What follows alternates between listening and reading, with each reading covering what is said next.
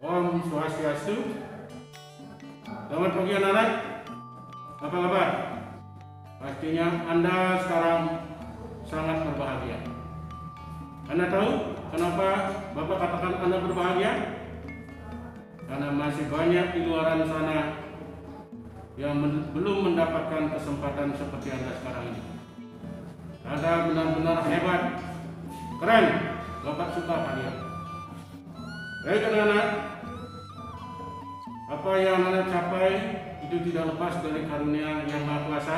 Untuk itu, marilah kita tidak henti-hentinya mengaturkan puji syukur kehadirat Tuhan Yang Maha Kuasa atas keberhasilan anak-anak, dan mari bersama-sama berdoa agar jagat raya ini segera terbebas dari pandemi COVID-19. Baik anak-anak, nampaknya belum pas jika Bapak berbagi kepada kalian sementara kita belum saling kenal-mengenal. Untuk itu Bapak akan awali dengan perkenalan. Nama Bapak Iko Mangkutu. Bapak berasal dari Bobandem, Karangasem. Kemudian Bapak bertugas di SMA Negeri 1 Manggis sebagai guru kimia sejak tanggal 21 Desember 2016, dan sampai saat ini Bapak Kepala Sekolah mempercayakan membantu beliau dalam bidang kurikulum. Kemudian yang paling penting yang perlu disampaikan kepada anak-anak tentang nomor HP atau WA Bapak, yaitu catat dengan baik ya, 0821 4507 8009. Saya rasa perkenalan Bapak cukup sampai sana. Nanti kita berkenalan lebih banyak di masa yang selanjutnya. Baik anak-anak yang berbahagia, Bapak kali ini mendapatkan tugas untuk mensosialisasikan terkait dengan kurikulum yang berlaku di SMA Negeri 1 Manggis. Mungkin anak-anak bertanya, kenapa sih harus kurikulum ini disosialisasikan kepada seluruh warga SMA Negeri 1 Manggis, termasuk anak-anak pegawai apalagi Dewan Guru. Anak-anak yang berbahagia, perlu diketahui bahwa kurikulum itu adalah seperangkat rencana dan pengaturan. Apanya yang direncanakan dan apanya yang diatur. Yang pertama yang direncanakan, yang diatur adalah tentang tujuan. Ya. Jadi tujuan sekolah itu harus benar-benar jelas, karena itu adalah merupakan arah dari apa yang harus kita kerjakan untuk mencapai sasaran. Mungkin anak-anak bertanya, apa sih tujuannya Pak? Tujuannya diantaranya adalah, yang pertama itu adalah menjadikan kalian nanti sebagai generasi penerus bangsa yang berkarakter. Berkarakter ini adalah penting anak-anak. Sangat sederhana tetapi perlu pembiasaan. Bapak ambil contoh, pamitan dengan orang tua ketika Anda pergi ke sekolah. Mungkin masih banyak di antara kalian yang belum pamitan dengan orang tua. Padahal itu sangat penting. Kenapa Bapak katakan penting? Ketika Anda pamitan dengan orang tua, pastinya Anda akan mendapatkan restu dari orang tua, mendapatkan doa orang tua. Itu kenapa penting harus dibiasakan. Kemudian contoh yang lain mungkin masalah sembahyang. Itu kalau tidak dibiasakan, maka sembahyang itu hanya formalitas saja, bukan menjadi kebutuhan hidup. Mestinya harus menjadi kebutuhan hidup, bagaikan makan. Jika kita tidak makan, tidak akan bisa melakukan aktivitas. Begitu juga jika belum mengadakan sembahyang, sujud kepada Tuhan, rasa hidup ini rasanya hampa. Ini penting, masih banyak lagi. Itu berkarakter. Yang kedua tujuannya itu adalah harus cerdas. menjadikan kalian itu supaya cerdas sebagai generasi penerus bangsa yang selanjutnya. Supaya cerdas bagaimana caranya? Harus mempunyai ilmu pengetahuan. Dengan cara apa? Dengan cara belajar. Karena orang-orang hebat, apapun situasinya tetap belajar. Karena itu adalah masa depan kalian. Sekarang kita lihat tujuan yang ketiga, yaitu terampil. Bagaimana caranya supaya terampil? Yaitu tentu dengan cara berlatih. Kita ambil contoh supaya anak-anak punya keterampilan mengendarai sepeda motor. Anak-anak harus memang berlatih untuk mengendarai sepeda motor. Misalnya ada jatuh sekali, bangun yang kedua kalinya, jatuh dua kali, bangun yang ketiga kalinya, sehingga anak-anak benar-benar mempunyai keterampilan mengendarai sepeda motor. Itu memang harus dilatih. Begitu juga dalam pendidikan, supaya keterampilan anak-anak miliki, maka anak-anak harus berlatih, melakukan percobaan, misalnya di lab maupun di perpustakaan. Itu yang ketiga. Kemudian yang keempat, itu adalah kompetitif. Bagaimana caranya supaya kalian nanti menjadi generasi penerus bangsa yang kompetitif? Sudah jelas, harus memiliki kompetensi dan keterampilan dengan cara belajar dan berlatih. Di mana tempat belajar dan berlatih? Bisa di sekolah, bisa di rumah, bisa di masyarakat, bisa melalui internet dan lain sebagainya. Itu tujuan yang jelas, arahnya jelas, untuk nanti sebagai bahan persiapan dari seluruh warga sekolah untuk mempersiapkan diri sesuai dengan bidang tugasnya masing-masing. Itu tentang tujuan. Yang kedua, tentang isi materi pembelajaran. Itu nanti tertuang di dalam struktur dasar kurikulum. Nah, di dalam struktur dasar kurikulum itu ada yang namanya mata pelajaran wajib. Itu yang pertama. Ini wajib diikuti oleh seluruh siswa. Itu beban belajarnya 26 jam pelajaran per minggu. Kemudian ada namanya mata pelajaran peminatan. Itu sesuai dengan minat kalian. Itu juga maksimal 4 mata pelajaran, masing-masing 3 jam sehingga 12 jam pelajaran. Kemudian yang ketiga itu ada namanya lintas minat. Ya. Lintas minat ini kalau peminatannya bahasa dan budaya, maka lintas minatnya itu adalah diambil dari mata peminatan, mata pelajaran IPS dan MIPA. Kalau peminatannya IPS, lintas minatnya diambil dari kelompok peminatan bahasa dan MIPA. Kalau peminatan yang Anda pilih itu adalah MIPA, maka lintas minatnya adalah kelompok mata pelajaran bahasa dan budaya dan IPS, masing-masing sebanyak 3 jam mata pelajaran per minggu. Nah, dengan demikian maka beban belajar anak-anak dalam 1 minggu untuk kelas 10 itu ada sebanyak 44 jam pelajaran per minggu di luar ekstra kurikuler.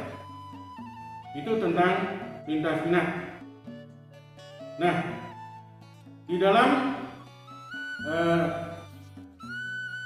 itu yang kedua tentang isi materi pembelajaran. Kemudian yang diatur dan direncanakan lagi dalam kurikulum adalah bagaimana cara mencapai tujuan pendidikan di dalam proses pembelajaran.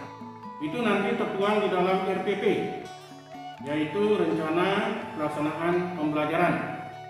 Nah, di dalam RPP itu ada namanya KKM, kriteria ketuntasan minimal. Nah, untuk Anda yang di kelas 10, KKM-nya itu sebanyak 67,0. Nah, apa artinya? Dan bagaimana caranya menentukan KKM? Itu tidak penting buat anak-anak, yang paling penting adalah anak-anak tahu KKM-nya dan tahu artinya. Jadi KKM-nya sekali lagi untuk anak-anak kelas 10 67,0 artinya adalah jika nilai Anda yang diperoleh lebih kecil dari 67,0 maka Anda dinyatakan belum tuntas, predikatnya D. Kemudian jika nilai yang Anda peroleh 68 sampai 77 itu artinya Anda cukup dan sudah dinyatakan tuntas, predikat cukup.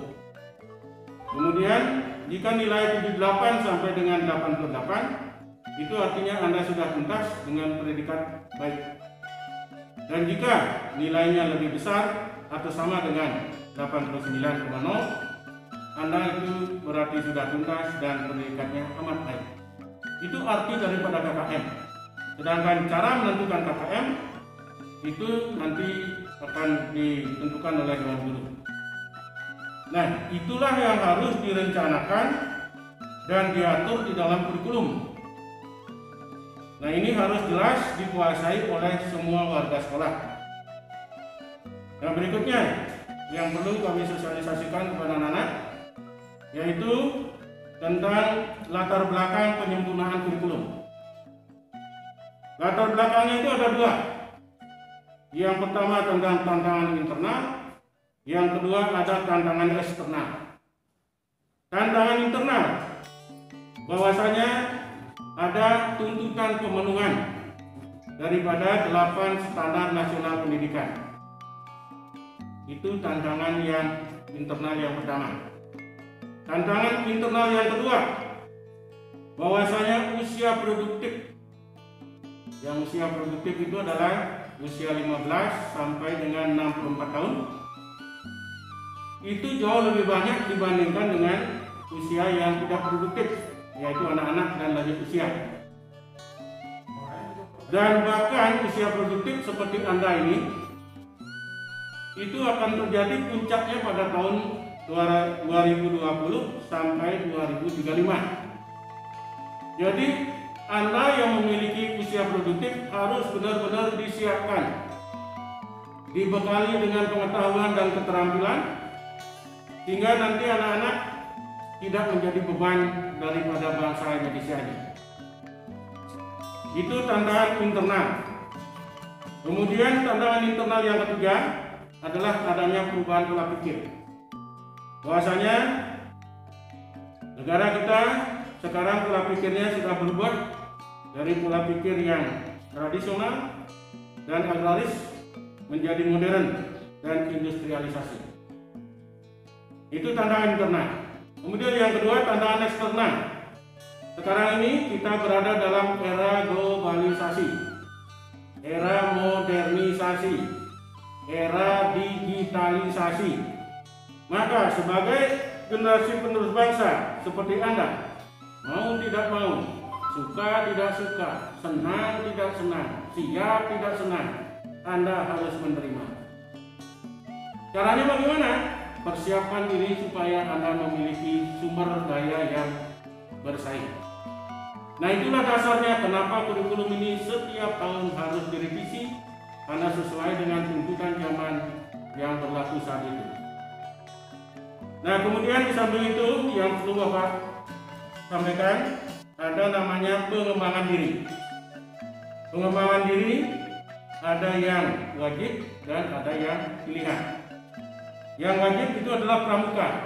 Jadi seluruh Anda sekalian nanti wajib mengikuti ekstrakurikuler pramuka. Kemudian harus memilih satu ekstrakurikuler peminatan sesuai dengan minat kalian. Apakah itu menyangkut tentang olimpiade? Apakah itu menyangkut tentang seni? Apakah itu menyangkut tentang olahraga maupun kemasyarakatan? Nah, itu tentang pengembangan diri secara umum ada 4, yaitu OSN, Olimpiade Sains Nasional. Kemudian ada di bidang seni, ada bidang olahraga, ada bidang kemasyarakatan. Masing-masing punya bagian-bagiannya. Apa itu bagian-bagiannya nanti Anda akan dapatkan lebih lanjut. Ya, karena ini waktunya sangat terbatas. Kemudian Bapak lanjutkan pada penilaian. Nah, Di dalam kurikulum 2013 yang kita gunakan di SMA Negeri 1 Manggis, penilaian itu ada penilaian sikap. Sikapnya itu ada sikap spiritual dan sikap sosial, ada penilaian pengetahuan, dan ada penilaian keterampilan. Penilaian ini dilakukan oleh guru dalam proses pembelajaran. Kemudian khusus untuk penilaian sikap kemasyarakatan atau sikap sosial, ini dilakukan oleh guru melalui observasi, bisa berupa penguatan-penguatan positif, penguatan-penguatan negatif. Mana yang lebih dominan?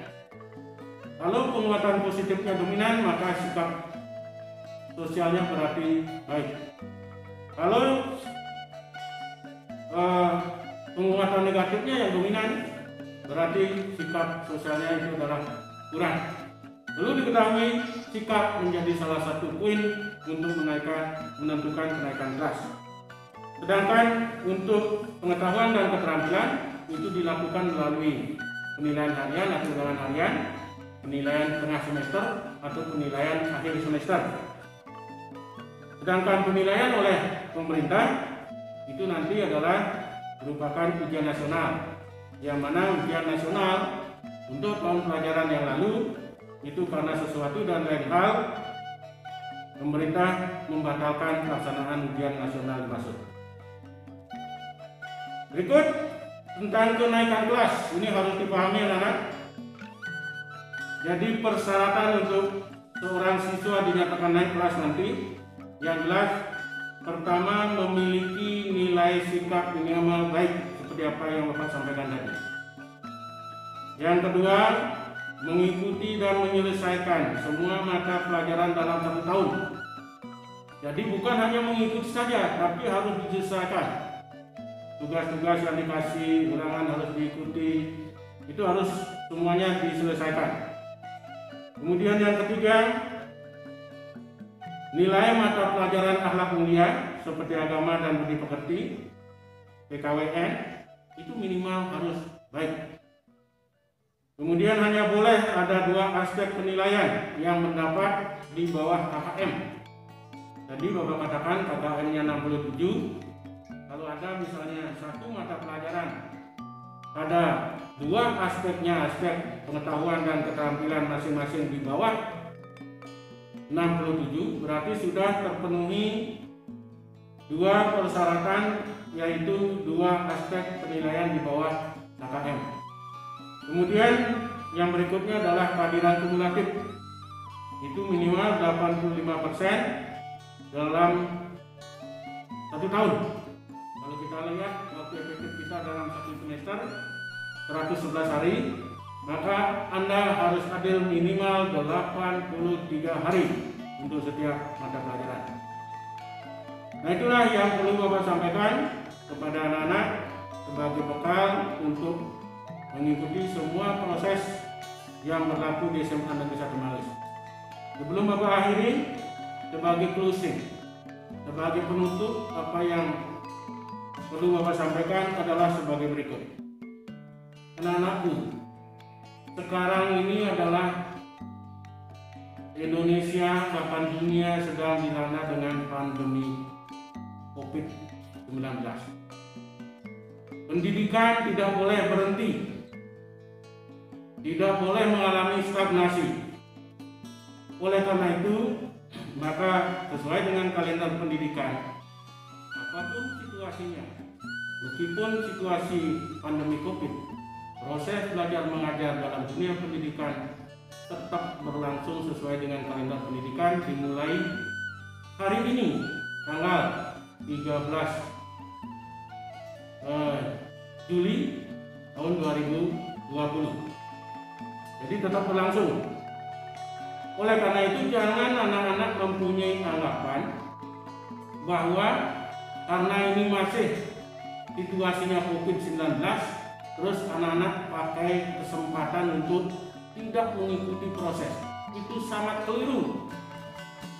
Buang itu jauh-jauh. Anda ini orang-orang hebat, Anda punya wawasan ke depan yang sangat bagus.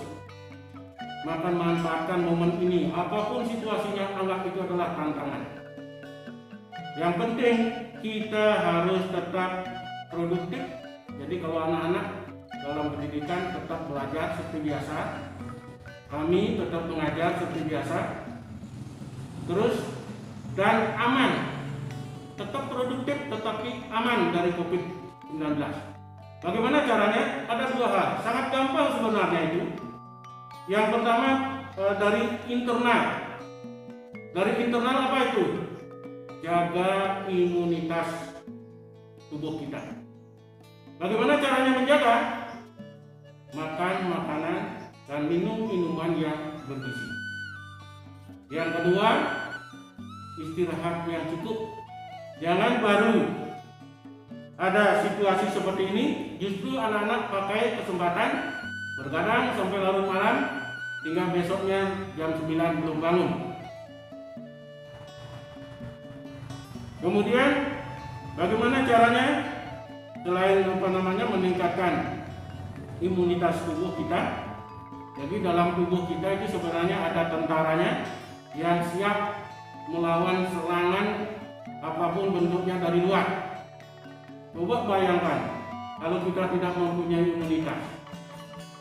Dunia ini kan sebenarnya sudah kotor oleh debu, berbagai macam penyakit.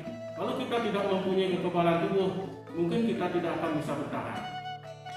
Itu cara yang pertama, cara internal. Kemudian cara eksternal. Nah, ini ikutilah protokol kesehatan. Wajib pakai masker. Ya. Jadi anak-anak harus wajib memakai masker. Kemudian harus rajin cuci tangan. Ya. Kemudian yang berikutnya harus rajin memakai sanitizer. Nah, seperti yang Bapak selalu siapkan ini disapu, selalu ada. Ini adalah untuk kesehatan. Ini pakai. Kemudian yang lain itu adalah jaga jarak minimal 1,5 meter. Jangan baru ketemu dengan teman-teman seperjuangan, anak-anak sambil merangkul, kita harus patut curiga karena kita tidak tahu, ya, tidak tahu siapa sebenarnya yang sudah terpapar. Karena mungkin saja orang yang sudah terpapar tetapi tidak merasakan gejala dan sudah bisa menularkan kepada orang lain. Maka bentengi diri, yaitu dengan pakai masker, cuci tangan yang rajin, semakin sering semakin bagus pakai sabun. Kemudian yang ketiga jaga jarak. Kemudian yang berikutnya itu adalah pakai sanitizer. Ini sangat mudah sebenarnya. Yang dulu ini semuanya dianggap tidak normal. Pakai masker seperti sekarang ini, Bapak pakai masker dianggap tidak normal. Sekarang inilah dianggap normal sehingga disebut dengan new normal. Artinya kebiasaan baru yang dulu tidak normal sekarang kita anggap normal. Termasuk cara belajar. Kalau dulu melalui offline, tatap muka langsung. Tetapi kalau sekarang proses belajar mengajar akan dilakukan dengan cara daring. Oleh karena itu maka Anda sekalian harus mempersiapkan diri. Yaitu apa yang harus dipersiapkan? Ya, paling tidak HP atau laptop. Kemudian yang kedua, paket tentunya, hingga ini bisa berfungsi. Terus yang ketiga tidak ada kalah pentingnya tentang niat. Karena kita harus tetap fokus untuk belajar bagaimanapun situasinya. Karena siapapun yang bisa menyesuaikan diri, mereka lah yang akan bisa bertahan untuk hidup. Karena tidak ada seorang pun tahu, ahli pun tidak tahu kapan COVID ini akan berakhir. Apakah lagi 1 tahun, lagi 2 tahun, bahkan menurut informasi dari WHO sampai 2022. Kemungkinan baru kita akan bisa hidup seperti yang dulu lagi. Dapat dibayangkan kalau kita tidak melakukan aktivitas, mungkin anak-anak yang mestinya sudah naik kelas belum naik kelas, mestinya yang sudah kuliah belum kuliah.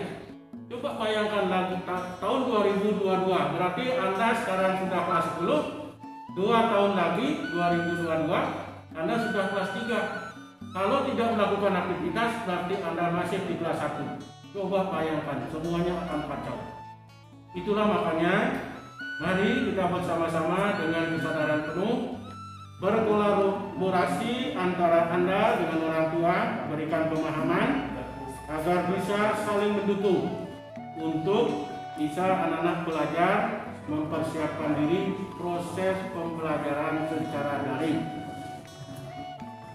Nah, itulah yang perlu Bapak sampaikan.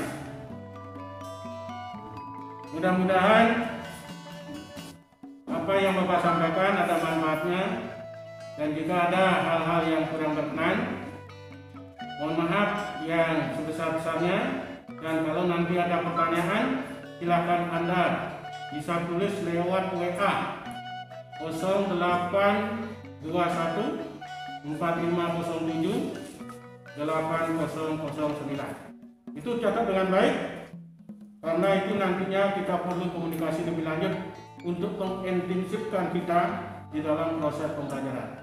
Demikian anak-anak, akhirnya Bapak akhiri pertemuan ini dengan mengaturkan Parama Santi. Om Santi Santi Santi Om. Terima kasih, sukses untuk kalian semua.